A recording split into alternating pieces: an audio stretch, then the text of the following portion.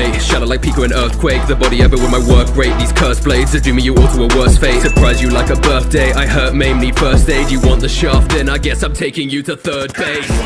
Beast with my my demon web की episode number 84 के साथ एक बार फिर हाजिर हूँ। जैसा कि अपने पिछले एपिसोड में देखा हुआ कि डीमन क्वीन अपनी डार्क वंडर पोस्ट रिलीज करती है, जिससे लिलियन दूर आके गिरती है।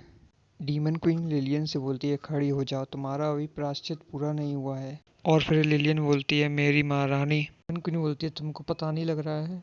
और फिर तभी लिलियन ऊपर उठते हुए बोलती है, किंग ओसा।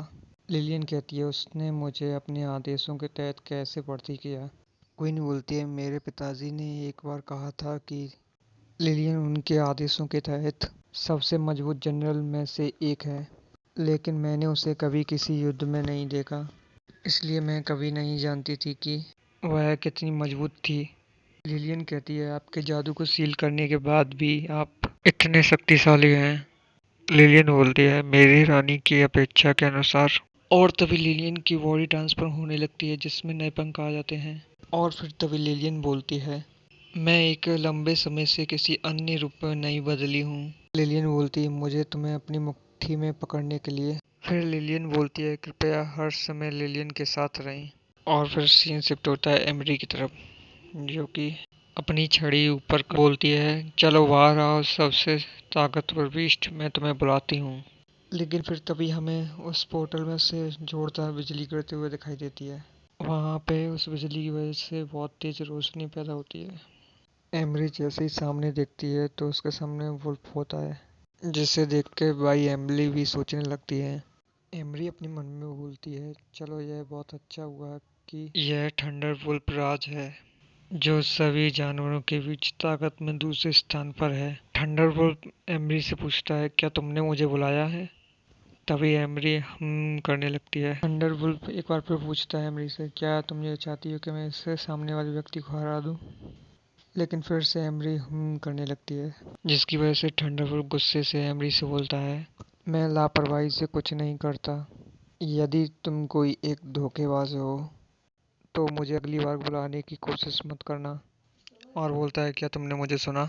एमरी रोते हुए बोलती है, इसके अलावा एनिमी ताकतवर दिख रहा है। भाई एमली एमरी से बोलती है, तुम्हारी समन करने की टेक्निक समन को निर्दिष्ट करने के लिए पर्याप्त नहीं है, यह बहुत रैंडम है।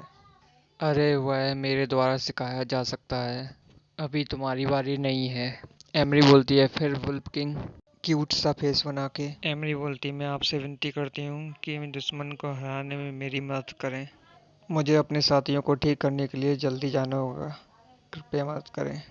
फिर वुल्फ किंग बोलता है, मुझे पता है, मेरे लिए पुरस्कार के रूप में 20 गाय और भैंसे तैयार रखना।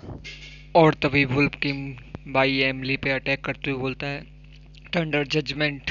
और इतने में ही बाई एमली स्टॉप बोलती है, जिससे वुल्फ किंग उधर ही रुक जाता है। बाई एमली बोलती है, मुझे नहीं पहचानते? फिर हमें दिखाया जाता है कि वुल्फ किंग उधर ही फ्रीज हो चुका होता है। फिर हम देखते हैं कि वुल्फ किंग जो होता है वो काँप रहा होता है। वो बोलता है, मैं अपनी बॉडी को कंट्रोल क्यों नहीं कर पा रहा।